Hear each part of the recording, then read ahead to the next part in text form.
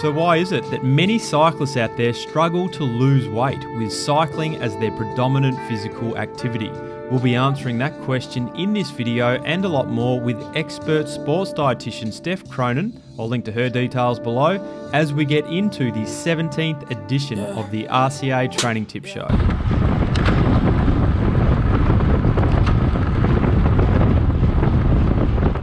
Why do a lot of cyclists, not really lose much weight when they start cycling?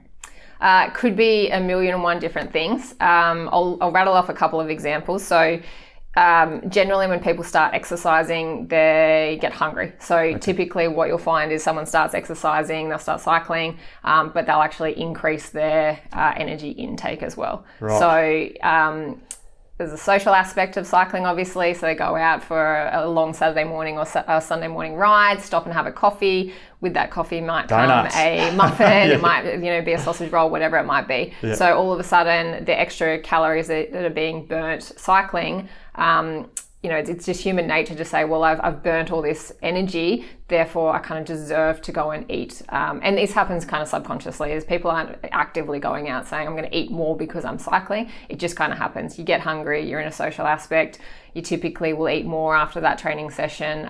So your energy intake is usually increased when you start doing extra training as well. Yes. So that's one side of it. The other side is that depending on the intensity. So lower intensity cycling, even though you might be going for a number of hours, doesn't actually use a large amount of energy. Right. So it can do, but for most people, it's not an extra couple of thousand kilojoules or anything like that a day, or calories a day. Okay. Isn't lower intensity though the optimal fat burning zone that everyone talks about? Okay. But the key, the key thing to know about weight loss is you need to be in a calorie deficit. Okay. So even though we talk about fat burning zones and zones of training which are going to use more carbohydrates and more fat and things like that, yes, it's totally separate to weight loss. Okay. So we talk, that's what your body's being fueled at during that zone. Mm-hmm. However, for overall weight loss, we are just looking for a calorie deficit,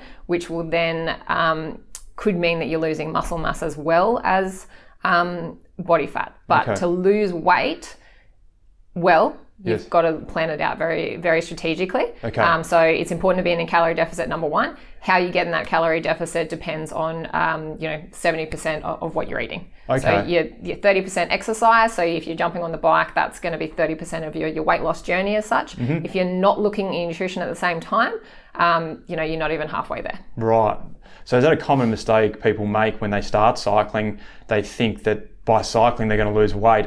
And that's only 30% of the pie, 70% is the nutrition. So they're not actually focusing on what they eat off the bike. So should they be calorie counting then? Is that what they should be doing? It's a slippery slope. So that can work well. What's important to understand about calorie counting is that there's a million and one different apps out there. There's still an estimation. Okay. So it's still based on averages of food. So, you put in an apple, it's still based on an average calorie of that apple. Okay. So, the data suggests that tracking via calorie apps can be up to 30 to 50% out of what you're actually eating. Okay. So that also needs to take into consideration if someone's doing it accurately. So when you're calorie counting, for it to be accurate, you've got to include absolutely every single thing that you're eating, all the oils that you might cook with, the sauces, any other fluids other than water. So it does get very, very draining. And I think going down that road, you've got to be very committed, but you've also got to be mindful that it takes out the fun side of eating as well. Absolutely. Sometimes. So it is a slippery slope. I don't encourage it all the time. There are certain clients that I'll specifically ask to do that, and then there's other people that I will get to basically just keep a record of what they're eating. So a written record, what they've been eating, when they're training, how they're feeling. And if you start writing that on paper and having a look at that each day or each week, that's going to give you a really good idea of what you're doing. When are you over consuming on sugar, when are you over consuming on alcohol, or different things like that. I would always encourage someone to seek a professional, to seek advice from a professional, particularly a sports dietitian, if they're going to be doing a lot of exercise, because at least then they can look through the nitty gritty. Okay. Because there's another, they might be eating too little and training too much, yes, and that can actually lead to the body essentially being resistant to body fat changes. Yes. Okay. Interesting. The other side of that is how people are judging if they're losing weight as well.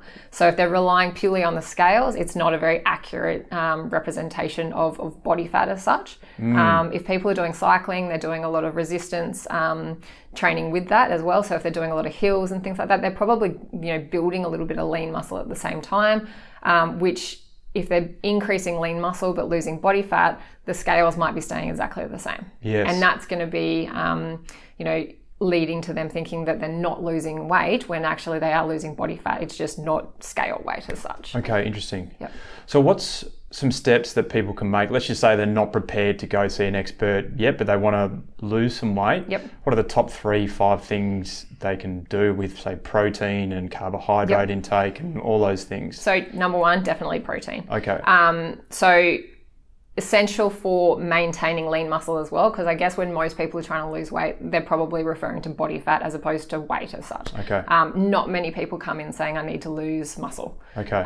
Particularly for cyclists who still want to keep that sort of power aspect of cycling. So when you're trying to lose body fat, super important that you're having enough protein throughout the day. So we've got a protein target, but we also need to look at the type of protein you're eating, how it's distributed over the day, how often you're eating as well. I can't have the Musashi bar, cookie and cream, 50-gram protein in one hit. It wouldn't be my first choice. Okay. Look, with supplements, again, as I say, protein, most people straight away jump to, I need a protein supplement, whether it be a bar or a powder. Yes. They're convenient, but it's not essential. So ideally, we're trying to still use whole foods because there's going to be other, amino acids. There's going to be other nutrients and minerals that are going to come with those whole foods. Plus, they taste a lot nicer than always relying on a bar or a powder. Okay. Those are convenient, so they can definitely be included. It's just, that kind of the last step that we would look at is using the supplements. Okay. But so as an 80-kilogram rider myself, Yep. like how much protein should I have a day? So again, it really depends on a number of different things. But as a guide, I would say 1.5 to 2 grams of protein per kilogram of body weight. Okay. So that's up to 160 grams of protein. And spread sort of evenly throughout the day. Yep. So your body can only absorb so much at once. We know that number's about 30 grams of protein. Right. Depends on the size of the athlete as well. Right. So you want to drip feed that really consistently over the day. It's going to help maintain lean muscle, but it's also going to help you feel full over the day as well. Yeah, okay. So what about carbs then? So I would say the next important thing prior to looking at carbohydrates is making sure that we've got vegetables and salad in there. So that would be the second. So first priority is making sure we've got enough protein in the diet. Yep. Second priority is making sure we've got enough fiber from fruit and vegetables and salad. Predominantly veggies and salads. That's going to help with total health, immune system, all that sort of stuff as well. But it's going to fill you up. So people underestimate how much vegetables and salad do fill you up. If you eat enough protein and vegetables, then we add the carbohydrates in. And the carbohydrates are very strategically planned out. And it's not that carbs are bad. It's not that you have to cut carbs to lose weight or anything like that. It's just that it's the easiest macronutrient that we can target to reduce, or at least be quite strategic how we eat them, when we eat them, the types we eat of types of carbohydrates that we eat as well. So we look at the typical sort of westernized diet. It's very high in refined carbs. So we can definitely get rid of most of those sorts of things when you're trying to lose weight. Yes. Complex carbohydrates, good quality carbohydrates. So we're talking certain vegetables, we're talking fruits, we're talking whole grains, legumes, lentils, those sorts of things. Good quality bread, good quality rice, good quality pasta even. Those are the sorts of things that can be included, but we're being quite strategic where they are. And what I mean by that is if you're a morning trainer, we want to give you most of your carbohydrates in the morning. And then we would slowly back off those carbs as the day goes on if you're not training in the afternoon. Right. So we're concentrating the carbohydrate intake surrounding the training session. Yep. So carbohydrate periodization it's called. Yep. So wherever your hard sessions are particularly. So if you've got an easy session, we can be a little bit lighter on the carbs. As I said, it's not about eliminating them altogether because it's important to understand that, carbohydrates are still really important for cognitive function, still important for your immune system. And there's still, loads of different minerals and vitamins that are going to come with those, not to mention they're super tasty and they, are still to be included. Okay. And What about fats and things like that? So that makes up the rest of it. So very important that you still include fats, and we're looking at good quality unsaturated fats. Not Mickey D's? Not Mickey D's. Okay, so right. The other side of that is that those unhealthy type fats basically will contribute to inflammation. So if you've done a really hard session, you drive through Mackie D's on the way home, you get a thick shake and a quarter pounder meal with some chips. There's a lot of saturated fat, a lot of, highly refined oils in there.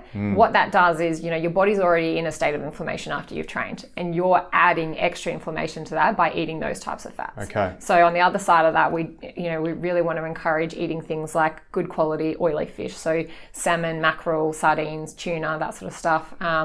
Using nuts and seeds, using pesto, using avocado, using extra virgin olive oil for cooking and things like that. And making sure that those sort of fats are included in the diet. Yes, they're going to be higher in calories, but again, it's small amounts throughout the diet. Percentage-wise of the diet, again, it really depends on the individual. There's no, 10%, 20%, 30% goal for every single person. It really depends on the individual. Okay. But those sort of things, those fats will help reduce inflammation, and they're going to help you recover quicker so you can get back to your next training session quicker. So if you implement those three aspects that you talk about, without calorie counting and without really changing the way you train, you should be going a long way to improving your body fat composition. Don't get me wrong, you have to be in a calorie deficit. So calorie counting is still important, it's just not essential. So it depends on the individual. If you love numbers, it's definitely something that's good to know, great education, but it's not something that I'd encourage you to do 365 days of the year because it's quite draining. But what calorie target you need is, there's different sort of equations out there. There's different, blogs and things like that will tell you to hit these different calorie targets. And there's no exact number for that. We can use equations, but we've still got to keep in mind how much you're burning throughout a training session as well. So, and how much calories you're using for everyday activities. So, washing the dishes, making the bed, just doing everyday sort of activities, it still requires energy. So we do need to make sure that we're looking after your metabolic or your resting metabolic rate, which is the number of calories it takes for you to stay alive at rest, to keep your bodily functions working. So, your heart pumping well, your brain working well, your liver functioning, etc. Okay. That's the minimum number. That number, often we'll hear about these 1,200 and 1,500 calorie diets. That's generally where most people's resting metabolic rates sit. Okay. So if you're only eating at that, you're not giving yourself the energy to then do your everyday activities, and then you're not giving yourself the energy to train well as well. Yep. That can have some really long-term serious effects. So that could compromise bone density, it could compromise heart function, menstrual function for women, immune system. So you might be getting sick, you could be getting injuries and those sorts of things as well. So it's not less calories is better. It's just, that's why I would always encourage someone to seek a professional. If they're not ready to see a professional, that's okay. It's worthwhile just, being very mindful that less calories is not always better. Okay.